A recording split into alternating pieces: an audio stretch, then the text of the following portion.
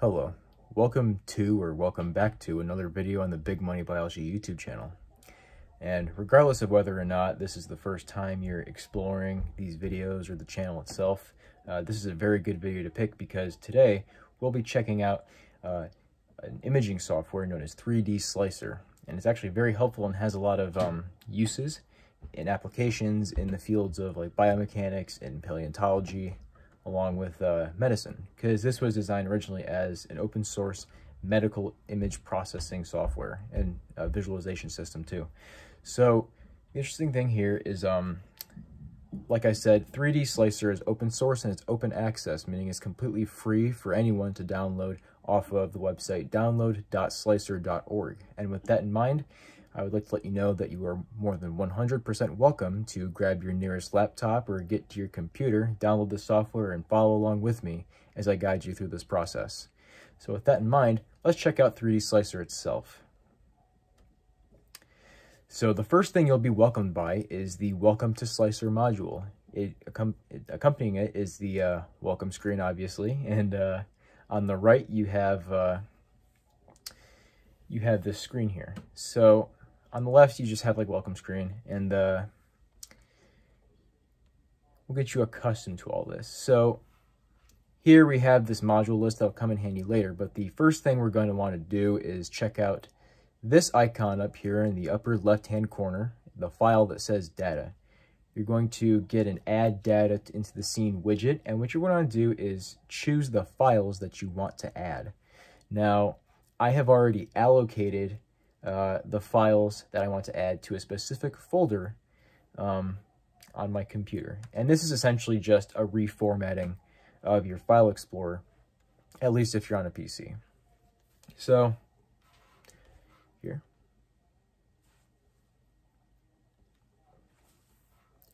So what I'm doing right here, I clicked on a folder that has all of the files that I want to include, and 3DSlicer is capable of taking a large amount of files that each represent an image or slice of an entire CT scan and making a 3D model out of that. So the places you can get these include websites like Morphosource, which I believe is getting an update very soon or has one already at the time of recording. And it's essentially like a huge reformatting. It's really interesting sounding. So I think I'll be checking that out soon, and I might be including that in a future video. But anyway, you can download these CT scan files, these stacks of CT scan images, as like TIFF files or JPEGs. These ones are DCM files. And you can get them from websites like Morphosource. You can get them from websites like OSF. And you can also get them from scientific papers themselves that were using 3D models in their analysis that were based off of CT scans. And you can normally find the raw CT scan files in the supplementary information at the bottom of the scientific paper. So what we're going to do with this set of files here, we're only going to click on the first one that we see, and we added it. And I double clicked on it to add it, but I'll just do it again just to have it make a little more sense. So I clicked on the first one, and you're just going to click open, and it's still there like that. So this looks a little sparse, but what we can do is show options in the upper right-hand corner of the Add Data widget. And you'll see this check mark here that says single file. And thankfully that option is there for us to get rid of, because it did seem counterintuitive to only click on one file to add and have it be a huge 3D model. And by getting rid of the single file option that is revealed when you click on the show options checkbox in the upper right corner, that will enable the software to take all of those files that accompanied the file that you clicked on in that one same folder and render it for you. And when we click OK, an interesting thing will happen. These black screens right here, there we go. It'll display the CT scan in coronal, sagittal, and also, it evades me. What is it? Coronal, sagittal, axial. Okay.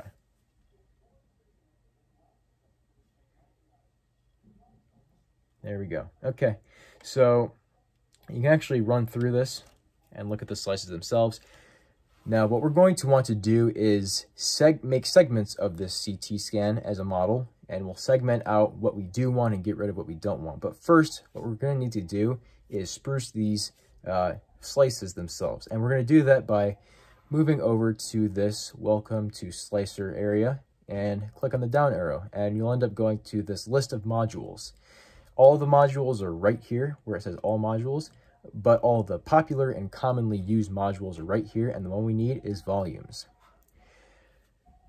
So if we look at the volume information, you're going to want to just center the volume just in case, and this may seem like it ruined everything, but unfortunately, or actually fortunately, excuse me, you can just adjust it back to normal by clicking on these here graph-like icons on each section. And also, if you don't see this part right here and you're only seeing this right here, that's because you are on the 3D only. And let's talk about that for a minute. You're only on the 3D only view style. So this style of viewing, you only look at the 3D model that we haven't rendered yet. So it's going to be completely blank, except for this square-like structure right here. This is actually a 3D cube, and each of the letters represents an anatomical term. If you don't understand what you're looking at in this case, you can check out one of my videos about anatomical terms that'll mention these terms. So the S and the I stand for superior and inferior, and because this software was designed to work with human anatomy, superior and inferior are used because that's actually equivalent to dorsal and ventral respectively. So superior and dorsal on top and inferior and ventral on the bottom. It's just that dorsal and ventral are used for animals whose main body axis is aligned with the ground and not perpendicular to it like people. So on the top, you have superior or dorsal. On the bottom, you have inferior and ventral. The R and the L stand for right and left respectively. And the P in the middle is actually posterior. The reason why we don't have an A for anterior is because we're currently in anterior view in this 3D only part. So we are going to need to be working with those slices. So we're going to change from 3D only to 4-up right here. So our volume has been centered. Sometimes these scans will appear distorted, and you will need to play around with these numbers in the image spacing to make sure that they are no longer distorted. These ones are perfectly fine, so I'll leave it at that. But one thing you would do, you would maybe type in 1, and you see how it is distorted. So we'll change that back to normal, and that's perfect the way it is, so we'll leave it alone. And also, number of scalars, from what I've read, make sure that this is 1. Next, the display part. So I personally am going to want to look at the skeletal elements within this CT scan. So we're going to be looking at the CT bone option, which emphasizes bone in CT volume. There are other ones like air and PET, and there's also, I think this is brain tissue, abdomen. We want bone. So we'll click on bone. That already looks much better, but there is still some extraneous stuff, some deeper tissue right here that looks like we need to get rid of it. So one thing we can do is modify this threshold. You see it went away. But if we come back here, we'll get just what we needed. And we'll play around with this slide right here. This is the threshold slide. There we go.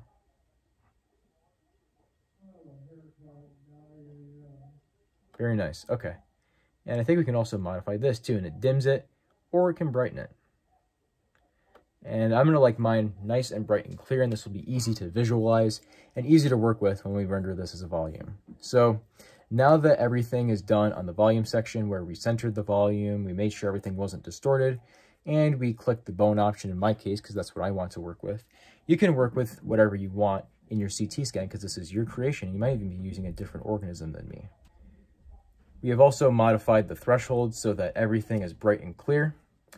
And we made sure we only left in on our threshold bar the denser material like the bone and the osteoderms. I'm going to want to get rid of the osteoderms in the future, but we're going to have to leave them there for now because they're relatively the same density because it's all bone. So with this all finished, we're going to go to the next module, volume rendering. So this first thing we see here, we'll worry about rendering and showing the volume later. So we'll leave this eye closed, which will leave the volume hidden.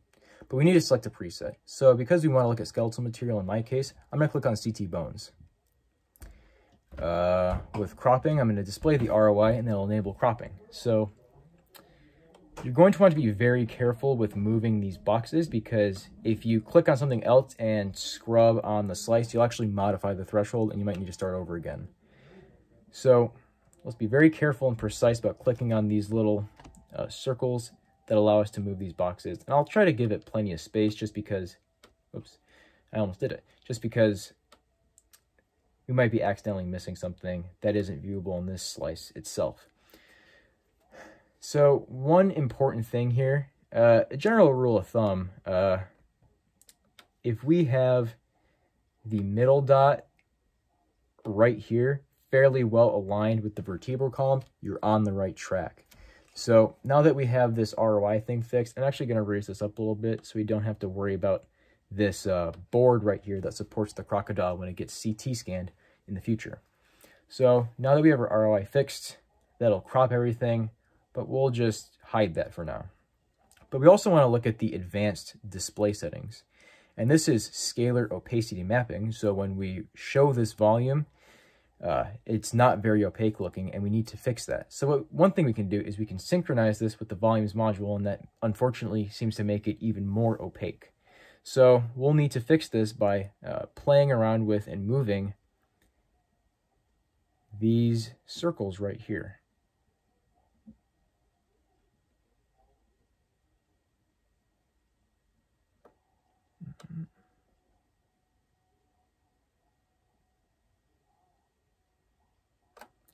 It's probably best if we leave it over here. It's already looking very beautiful already. Very nice. Okay. And what works for me, at least, is getting a nice rectangular shape. And occasionally when you're working with this volume, it may get blurry, especially if you move the orientation. And that's just to make it easier for the computer to render the change in direction, and it's nothing to worry about. So let's zoom out a little bit. And I'm going to go into the 3D only version just to make this a little easier to visualize. And everything is looking quite beautiful so far. Very nice. You can see this is obviously like the pectoral girdle, or the pelvic girdle, excuse me, because there's a pelvis right there. The pelvic girdle of this crocodile, and that's what we're working with. So we have our volume rendered how we want it, and it seems to be up to snuff just how we like it. So when you're satisfied with your rendered volume, we're going to want to then go to the next important module, and this is the segment editor. This is where we can take out parts that we don't want and spruce up our final model. So to make this all easier, we're just going to hide this volume, because as long as we have our volume rendered, no matter whether or not it is being shown, we'll be able to work with the segmentation. So to not get confused, make sure you're on Segment Editor, which is directly above Segmentations. You want to click on Segment Editor to do this next part. We're going to want to be in the 4-up view too, because you will need to be able to visualize your CT scan slices. So the only way you can edit and make segmentations is by adding a segment, and this first segment is just the whole thing, and we'll be modifying this. So in our segment editor section, we have this here segment. We added it, and below is an array, a vast array of effects. One really important one that we're going to need to use first is on the right, on the upper part, and it's the threshold effect. So one thing you'll notice once you start moving this around, you'll notice that you'll have large parts of your CT scan flashing green, and you're going to want to modify this threshold so that only the parts that you want, or at least all of the parts you want and maybe some you don't want that we can get rid of later, will be shown flashing green, because those are the things that are going to be chosen and actually visible in the segmentation model that we'll render soon. And also make sure that this number is not too low, given the fact that because there's large amounts of flashing green, you might have large amounts of flashing green accidentally touch each other if your threshold is too tolerant. And you'll end up having segments touch each other and end up being one segment or one island, that we'll talk about that later, It'll end up being one island when you really want it to be more than one. So we'll make sure that this threshold range is nice and tolerant. If you're new to this, make sure that you go through multiple parts of this to make sure it seems to be working out well. I'm going to make this a little less tolerant. That should do it. And once you have the threshold range where you want it, you're going to want to click the apply button right below it. And that seemed to have done the trick. Okay, so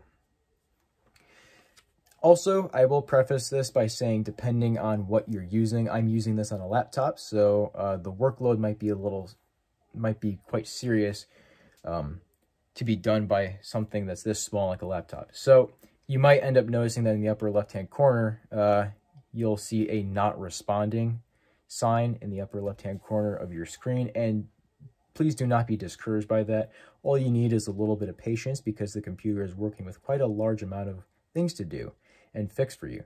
So you'll just need to wait through it and it'll do it all in due time. So with that in mind, we have our segmentation right here. Our threshold is applied, and the next effect that we want to go to is the islands effect. It is in the middle, kind of on the left, but it's on the bottom row of effects.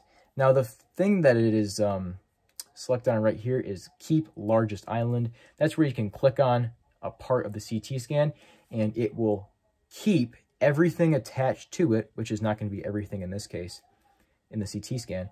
It'll keep everything that you clicked on that is attached to the thing you clicked on and make that the model. But we don't really want that because we want to be able to take things away, so we'll need extra islands included. And the thing we'll need to do to take care of that and make that process easier for us is the split islands into segments option. And islands are essentially parts of the CT scan that aren't attached to anything else. It's kind of like these being islands of green in the sea of black. So here we have a minimum size. I'm going to make it kind of small, 250, just so I'm not taking out anything that I might want included on accident. I'm just doing that to be extra careful. So voxels, in case you don't know, those are like the small, minute units that make up the big 3D model that you're going to be working with. And essentially, when you split these islands into segments, if anything smaller than 250 voxels that is on its own is being processed through this action right here, it'll be gotten rid of and not included in the final model, so you don't have to sift through the really tiny small pieces that won't matter anyway. So again, we'll be in the edit islands part.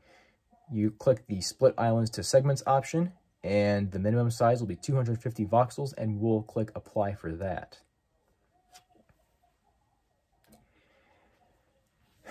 And again, yep, it's not responding. Okay, so you see this right here. Don't be discouraged, be patient and give it some time. Depending on how long this takes for me, I might need to make a cut in this video and cut the recording for a little bit. And I'm just going to do that just because I'd really hate for whoever's watching this, I'd hate for you to be lost in the dark because I'm working on something and not teaching you while I'm just spending a really long amount of time waiting for something to happen and you're not getting the information you need immediately. So in my opinion, I thought it'd be okay to sacrifice a little bit of cleanliness and production value with how this is being edited, and sacrifice or potentially have like some cuts that are in there that might be a bit awkward at the trade-off of not having to worry about anyone being lost. And I was just doing that just to make sure this is as concise and convenient for the viewers as possible. So we'll be waiting a little bit for this. I think it's finally done. I unfortunately forgot to click on the Show 3D component right here, on this button right here underneath the top part of this module. It's next to the Add and Remove segment, but we'll want to Show 3D because we need to look at our model in order to get rid of some subsegments that we don't want. Our segmentation of this model into a bunch of little subsegments is finally complete, and now we can begin analyzing this and sifting through the subsegments and getting rid of what we don't want and keeping what we do. So to make this easier and more convenient, you're probably going to want to get rid of the 4-up view and make it 3D only because you're really not going to need the slices anymore. So you'll have this really nice, beautiful segmentation. Mine is got a bunch of little parts here, and they kind of make a nice little rainbow array of colors. And there are some big pieces that we can get rid of pretty easily, especially this bottom part, which is the support for this crocodile here. And this does seem to have turned out really great. So hopefully yours turned out pretty nice too. If there is anything that you're dissatisfied with, you can always go back and then fix those little things that you needed to do and take care of, or you can start over again. That may seem unfortunate, but regardless of how many times you need to redo this stuff, it is practice, and it'll help you build up that skill set if you need it for whatever you're studying. So with this segmentation here, there are, mine has 150, I'm gonna say 154 subsegments. So I will need to sift through all of these and delete them. What I do is I click on these icons over here, they're an eye, and when they're open, that segment on the 3D model is in view, and when you click on it, it becomes out of view and it's hidden. So you can toggle that and make sure you're looking at the right thing by toggling a certain part. You can see, oh, it's the femur, the tibia, and the fibula, this one right here, because I toggled it and it disappeared and reappeared.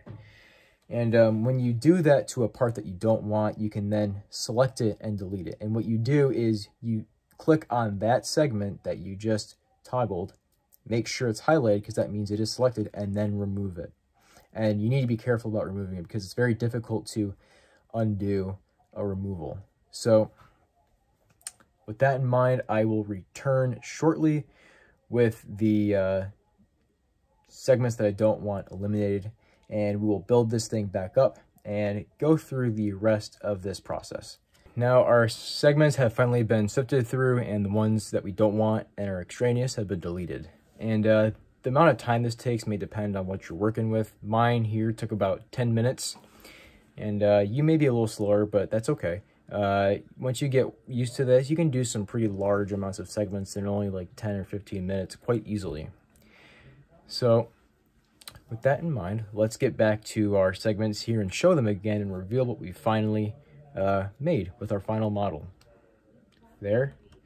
This first segment, the biggest one, it's pretty interesting. It's got the dorsal and sacral and caudal vertebrae and the humeral arches right there. You also have the ilium, the pubis, and the ischium.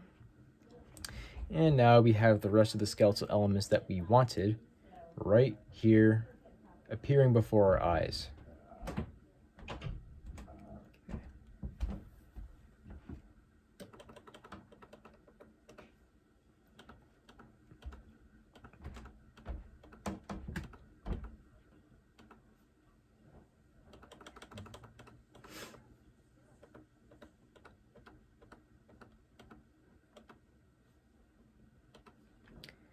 Okay, now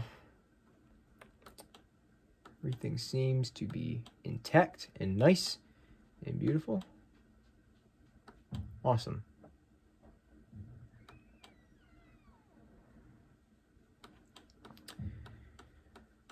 So with that in mind, upon looking at this further, I think I might want to get rid of these gastralia right here, the belly ribs. I think I really just want to look at these main skeletal elements right here. So we'll be getting rid of those. And that's one, and we'll delete it. And this is how you would delete one. So I'm toggling right here. That's definitely the one I want to work with. It's selected. I'm going to click the remove segment, and it's gone. And you just keep doing that for the rest of the ones that you do want to get rid of. But make sure, again, that you keep the ones that you want. And I'm actually going to start up here, just because I don't want the segmentation to be weird. We'll start right here. That's a toe bone. Okay, let's see. Okay, that's definitely one we want to delete. All right, we'll remove that one. Yep, and that one. Nope. Yep, there we go. Yep. And also, if you don't want this to be like a wild goose chase, you can match the colors displayed on the segment with the colors that are associated with each segment in your segment list. Now, we'll make sure we get absolutely everything that we don't want out of here. And we'll be nearing the finish line on our journey to making a model. So hopefully by the end of this, you're very proud of what you've made. If I was there watching, I'd be proud too. Let's see. I believe that's everything that we needed. Yep. Alrighty, that's awesome. Okay, so our final thing that we want to do, our second final thing actually, we're going to want to go to the segmentation section that is to the right of the Show 3D button. That's still in the segment editor, and it's near the top of this module. So we'll click on Segmentations.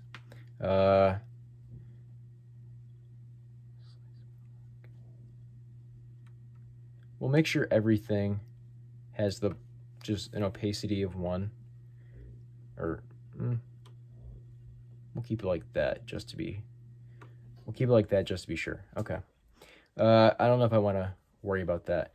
So the only thing that we really do want to be working with right here is this export to files subsection. So the destination folder, you're going to have to choose this yourself and allocate this model and its associated data with a folder that you want to put it in your computer. And I have one right here. And if you need to do that, you would click on this browse button and it'll pull up that modified file explorer thing, and then you can make your own folder or pick an already existing folder for your model to go into. And the file format, I'm just going to keep it OBJ. With this size scale, if you are 3D printing this, you're definitely going to want to make sure that the size scale is reasonable. For example, I highly doubt that there's any 3D printer commercially available that anyone can afford that would print out a crocodile model that is the size of a crocodile. So we're not going to worry about this because I'm personally not going to 3D print this. This is a practice model for me. You may be seeing 3D printed models in the future. I'll have to think about that. But we'll keep the size scale 1. But everything else seems fine. I'm going to show the destination folder just to make sure nothing bad happened that got messed up. Everything else seems all right. If you do want this to be converted into something that can be like 3D printed, you might want to convert this into like a poly file or something like that. And I do think you can do that with Blender if I'm not mistaken. But at any rate, let's export this. Click on the export button at the bottom of the export to files subheading. And it showed us where it went to. And yeah, right there. Now I'm going to click on this just to make sure it's working. And it's a if you click on a 3D object with PC, PCs have a 3D viewer app that you can view your model in. And I'm just going to look at it, make sure everything seems all right. So I'll wait for this to boot up. It does take a while because it's a laptop managing a 3D model, which is a lot of data. So we'll be waiting here, and we'll be viewing our final creation.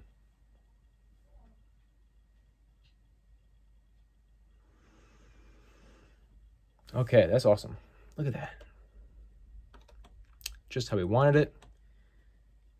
Nice, spruced up and clean from that whole entire CT scan. That's pretty amazing. Alrighty, so I think that's good. Let's see what the lighting looks like. Ooh, that's cool. It's probably hard to tell with the way that's shaped. But anyway, we'll just close out of that. With that in mind, you do not want to close out. Your final thing that you want to do is you need to save your creation that you've worked so hard on and has come out so beautifully. So you're going to want to go up in the upper left-hand corner, and 2 icons over from the data icon that we clicked on previously in the beginning of the video, we're going to go on the Save Data file icon, and we'll open up a little widget. You're going to want to make the directory for the selected files go where you want it to. I'm just going to make it go to this new folder. I'll choose, and it'll all change. Make sure the files are the ones that you want. These are perfectly fine to me. Yeah. You can see you can make the file like a TIFF or whatever. But this all seems good. You can get rid of ones that you don't want to be included in the file. And in some cases, you can change the parts of it to a poly file, so you can 3D print it or change it on Blender. But everything seems good here. We'll be saving. Yeah, okay. I've been practicing with this one just to make sure I have everything down so it can be taught properly. So I'm going to replace the files that already exist. You might need to do that if you're like redoing one that you feel like you may not have been completely satisfied with previously. So you'll just want to say yes to all, because you're going to replace everything that you put in the file in the first place. So it will take a while to load all of that information and data into the files in your computer. But once that's done, you'll be done, and your creation will be finished, and you can use it however you want with whatever you're studying. So with that in mind, your patience and your participation have been greatly appreciated. Happy 3D slicing, and I will be seeing you soon. Thank you very much.